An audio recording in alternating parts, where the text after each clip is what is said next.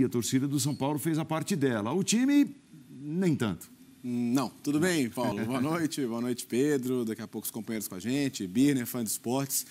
Dá para dizer que os primeiros minutos deram a impressão de que podia ser diferente, de que o São Paulo hoje podia ter um jogo melhor no aspecto ofensivo e poderia até vencer, mas o fato é que, individualmente, os atacantes do São Paulo atravessam uma fase muito ruim e, coletivamente, também o time parece que vai caindo ao longo do jogo. Aconteceu no primeiro tempo, aconteceu de novo no segundo, e aí o desgaste, as ideias que vão se esvaindo. E o Atlético, no primeiro tempo, praticamente só entrou para se defender, no segundo ainda tentou esboçar um ou outro contra-ataque, mas a verdade é que é o time que sai mais satisfeito com o resultado, teve uma grande conquista no final de semana, volta para o Brasileiro para garantir aqueles pontinhos que podem deixá-lo também mais focado numa outra grande final, que é a da Copa do Brasil contra o Galo nos dias 12 e 15, então acho que é o time que sai mais satisfeito. O São Paulo ganhou 9 de 34 jogos no Campeonato Brasileiro, isso é um número terrível, né? Se a gente pensar no... Tudo bem, pode não ser o elenco para ser campeão, mas certamente não é o elenco para estar na situação que está. Dependendo do resultado do Bahia, o São Paulo pode ficar só 2 pontos no de rebaixamento até o final da semana. Ou seja, tranquilo não está. Ainda não acho que é o principal candidato a cair. Mas o fato é que depois da semana passada, do que a gente viu contra o Palmeiras, a gente esperava uma guinada, né? Uma sequência positiva, mas o fato é que os jogadores do São Paulo, especialmente os de ataque, não estão atravessando o melhor momento. E isso está fazendo com que o time sofra muito para chegar ao gol. Hoje foi mais uma vez o que aconteceu. Veja só, então nós temos esse jogo na sexta-feira, o Bahia jogará pela 34ª vez no campeonato, o Grêmio fará a sua partida de número 35. Se o Bahia vencer o Grêmio, o Bahia vai a 40 pontos, se iguala em número de pontos ao Juventude, um dentro, outro fora da zona de rebaixamento. São Paulo foi a 42. Tá? Então, em caso de vitória do Bahia, São Paulo ficaria a 2 pontos da zona do rebaixamento. Se o jogo empatar, o Bahia vai a 38, São Paulo ficaria a 4 pontos da zona do rebaixamento. Se der Grêmio, o Grêmio ultrapassa, inclusive, o Bahia, mas com um jogo a mais, né? Fazendo seu jogo de número 35, vai a 39 e o São Paulo ficaria com um jogo a menos que o Grêmio, mas ficaria ali a 3 pontos da zona do rebaixamento. Não dá para dizer que está completamente livre, né, Pedrão? Tudo bem? Boa noite. Tudo bem, Paulo? Um abraço a você, Léo, Vitor em casa. Daqui a pouco, Calçadinha com a gente, principalmente ao fã de esporte. Não está livre, né? E não está livre só também por uma questão de contas ou de matemática, porque talvez a conta ainda não livrasse, mas se a gente tivesse um mínimo indicativo que algo está sendo feito, a gente até poderia livrar a situação. A única coisa que está muito clara é que a briga de São Paulo é essa. É ali embaixo, fazer conta, olhar para frente. Você falou de tabela, tem um Grêmio, tem um Sport, tem Juventude. Só confronto direto em termos de rebaixamento. Hoje, com 43 mil pessoas que poderiam aproveitar essa situação, um time até desgastado, a gente fala do Atlético Paranaense, acho que tem mais time, talvez mais organização que o São Paulo, só que hoje era uma situação atípica. São Paulo não atuou no final de semana, São Paulo teve como descansar, o Atlético vem de uma final, vem de outro país, vem de viagem, certamente você precisa retomar, não pode comemorar tanto para voltar para o Brasileiro, como o Léo lembrou bem, fazer uns pontinhos para focar de novo em outra decisão. São Paulo não aproveitou nada disso, então é por isso que essa sua frase está mais do que de acordo, a briga é olhar para baixo, infelizmente, e não é o que o torcedor de São Paulo, que a gente imaginava, quando a gente fala de começo de Campeonato Brasileiro, o Léo falou de título, talvez não brigasse por título. Só que quando vem daquele Campeonato Paulista, o tal título muito debatido do Campeonato Paulista, o que poderia ser feito, colocamos, acho que muitos de nós, pelo menos São Paulo, numa parte de cima da tabela, brigando, debatendo se ia ser uma vaga direta pela Libertadores, se poderia incomodar, se não iria incomodar, não teria um elenco de Flamengo, de Galo, de Palmeiras, mas alguma coisa poderia. E essas 9 vitórias em 34 jogos que o Léo coloca, é muito pouco. E parece que isso não incomoda esse time atual. Um time insosso, um time que tenta alguma coisa no início do primeiro tempo e se acomoda que não deu. Tenta alguma coisa no início do segundo tempo, se acomoda que não deu. Bola levantada na área, 32 cruzamentos, pouco repertório. Então parece que isso incomoda muito mais quem analisa, o torcedor, do que exatamente o próprio São Paulo. Então por isso que a briga é olhar para baixo. Por isso que acaba que a conversa passa por isso também.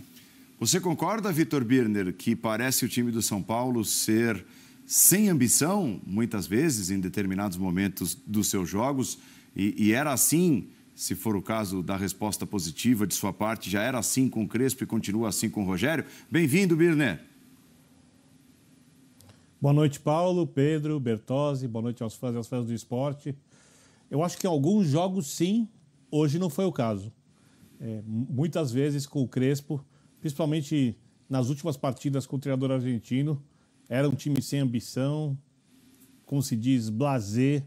A gente lembra do jogo contra a Chapecoense com muita chance de resolver seus jogos, mas atuando como se nada fosse realmente muito importante, tropeçando sem sentir os resultados ruins. Hoje eu acho que o São Paulo se esforçou, acho que hoje essa não foi a questão. Acho que a questão hoje passa muito pelo que o Léo disse da atuação dos atacantes do São Paulo. Dos laterais não dá para esperar muita coisa mesmo, né? Do Reinaldo alguma coisa ofensivamente, lado direito não dá para esperar muito mesmo, vai fazer um jogo bom cada 10, hoje foi mais um jogo que ofensivamente o Igor Vinícius foi nulo, né? É o padrão, mais vezes atua assim do que atua bem. O Sara, que é o melhor jogador do São Paulo, primeiro tempo do lado direito órfão, né? Quando ele via para dentro, se movimentava, que ele faz isso muito bem, o São Paulo conseguia ainda ter alguma coisa interessante. Do lado esquerdo, o São Paulo jogou muito mais, ali tinha o Marquinhos, tinha o Reinaldo apoia melhor que o Igor Vinícius, tinha o Marquinhos ali para tentar criar alguma coisa. Quando conseguiram fazer as jogadas, o Caleri fez uma partida muito fraca mesmo, tecnicamente mal pra caramba. Um lance, por exemplo, que o Sara lança ele em condição de ir pra cara do gol, ele é lento, o jogador do Atlético consegue fazer a recuperação com facilidade.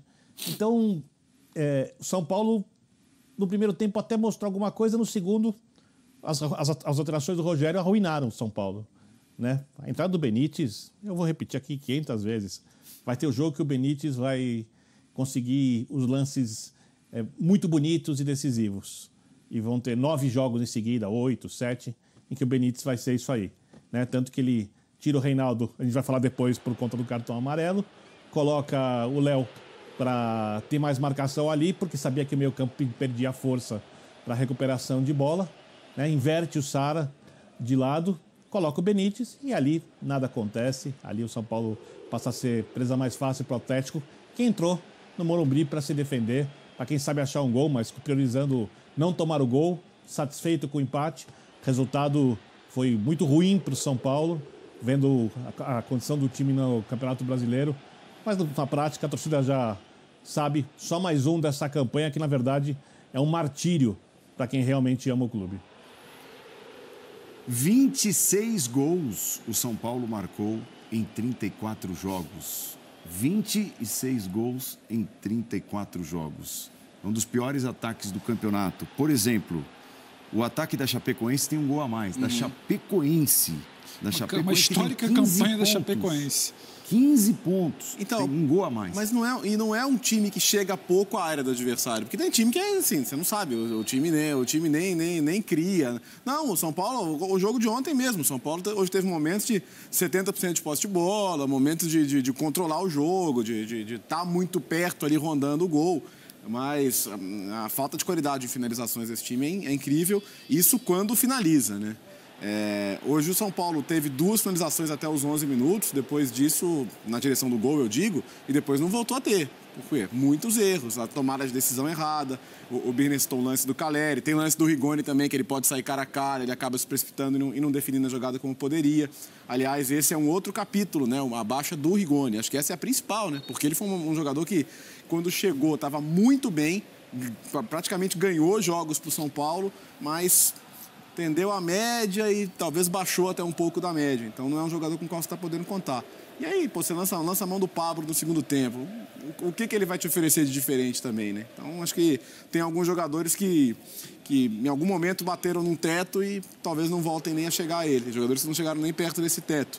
Mas isso chama muito atenção, porque esse número baixo de gols não é o de um time que não tem nenhum recurso para criar jogadas ou que só joga atrás tentando dar uma outra estocada, não. O São Paulo consegue controlar jogos, o São Paulo consegue até ser o time dominante em alguns jogos, mas esse roteiro de hoje não é novidade para o torcedor, né? E não é novidade também, quando você fala de um time que cria, um time que domina, um time que cerca, é um time que tem qualidade também. O Rigoni tem sua qualidade, o Caleri tem sua qualidade. O Marquinhos, quando chega com o Reinaldo pela esquerda, pode se reclamar aqui e ali, questionar talvez uma oscilação do menino, tudo bem. O Vitor falava do Gabriel Sara, eu estou de acordo, o melhor desse time, você tem um Sara, em outros jogos você tem outras peças. Então, assim, a gente está enumerando uma série de situações aqui que você olha e fala, não é para 26 gols. Poderia ter um volume, por isso que eu bato na tecla. Entendo quando o Vitor fala que hoje talvez não seja só a falta de tesão, inspiração, vontade, não seja só um comodismo ali, mas em muitos momentos foi. Hoje, em alguns momentos também. Falta qualidade, não falta qualidade esse elenco, falta pontaria, não é que falta pontaria, falta alguma coisa ali que às vezes é até difícil de identificar. Tá num campo ali, o Caleri caiu, o Caleri não empurra a bola para dentro do gol, que é a função dele, o Rigoni caiu. Como é que você trabalha esse Rigoni? Você saca um Rigoni, você trabalha o time para ele. Então, assim, são muitas perguntas que esse São Paulo não consegue responder. Então, não acho que só tentou, mas está fazendo muito pouco para quem, em tese, está tentando. Então, acho que tem um pouco de cada. Acho que tem um pouco dessa coisa insossa e tem um pouco dessa queda dos jogadores que o Léo já citou também. Hoje foram 20 finalizações e 2 ou 3 no alvo. Deixa eu ver, 2. 2 no alvo. E como o Léo falou, isso lá... no começo do lá jogo. No começo do jogo. Cara, nossa, 20 finalizações. O Rigoni até, né, Vitor Birner, teve aquele momento que ele dá um passe de calcanhar e o Sara é travado no momento da finalização. Teve uma chance que o São Paulo teve, uma das melhores, que estava meio bagunçado o Atlético na defesa. A jogada nasce de um contra-ataque e chegam 3 São Paulinos dentro da área e ele toca e parece ter escolhido a jogada certa, tentando ali o canto, e o Atlético se salva com um jogador de linha, né, porque o goleiro já tinha ido. Ele está buscando e assim, é o motor, digamos, técnico do São Paulo, Rigoni. Ele tecnicamente é muito bom jogador. A gente fala de passe, de bater na bola, mas a dinâmica dele, para mim, fica um pouco abaixo da necessária. Não é um desastre, não é a dinâmica do Benítez, mas é um jogador que, na marcação, mais ou menos, tira o pé de algumas divididas que podia ganhar. É um jogador que falta às vezes, intensidade. Tecnicamente é muito bom mesmo. Finaliza bem de fora da área, ambidestro. Então ele tem suas valias que podem ser úteis. Na verdade, o melhor construtor e melhor jogador de área que o São Paulo tem, e quando falo de jogador de área, enquanto o Caleri não tiver retomado a sua melhor forma, é o Luciano. O Luciano não pode jogar por conta da cirurgia no pulso. Então, hoje ele fez bastante falta mais uma vez, que o Luciano é um cara que clareia as jogadas. Faz isso melhor que o Rigoni, inclusive. E o Rigoni, desde que o Crespo saiu, o Rigoni apagou. Já não vinha tão bem nos últimos jogos com o Crespo. Quando eu assisti o jogo contra o Chapecoense, o Rigoni teve várias chances de decidir o jogo. Parece que sempre quer fazer o lance muito bonito. E às vezes precisa só do gol. Não estou falando para o jogador abrir mão da técnica. Acabei de elogiar bastante. Mas às vezes você precisa do gol. Você precisa empurrar a bola para dentro de algum jeito. Hoje na área, por exemplo, teve um lance assim. Ele poderia ter simplificado a jogada, quis fazer a jogada mais técnica. Ele tem capacidade, eu entendo ele acreditar na própria capacidade. Uma hora a bola volta a ir para o gol, mas quando não está indo, você precisa colocar lá dentro do gol. São situações pequenas que um time bem administrado não passa. Eu não estou falando do treinador, eu estou indo além. Estou falando da diretoria do São Paulo, que é o grande problema do clube. Essa diretoria chegou cheia de promessas e você pega a lista de promessas, as que não custam nada, nem financeiramente, boa parte não foi cumprida. A diretoria do golpe do estatuto, que por pressão da torcida empurrou lá para frente para dar o seu golpe no estatuto do São Paulo, para tentar aumentar o seu poder. A diretoria que recusa a modernização do futebol do clube em diversos aspectos, que sempre fala da diretoria anterior, e aí ela tem razão quando fala da diretoria anterior, mas a diretoria anterior, com todas as tragédias, com um time pior que esse, ficou em 4º lugar no último Campeonato Brasileiro e ainda deu uma esperança para o torcedor disputar o título. Não ganhou o estadual. Desculpa, essa é a pior campanha do São Paulo na história dos brasileiros, com pelo menos 30 times disputando a competição. O ataque não funciona. O CT, quando a gente fala que o time perdeu a competitividade, certamente aquilo vem do CT do São Paulo, ou seja, tem uma questão de gestão ali, disputa de poder implícita, óbvio, entre pessoas do mesmo grupo que elegeu o presidente. Então, tudo isso acaba de uma maneira ou de outra respingando no campo.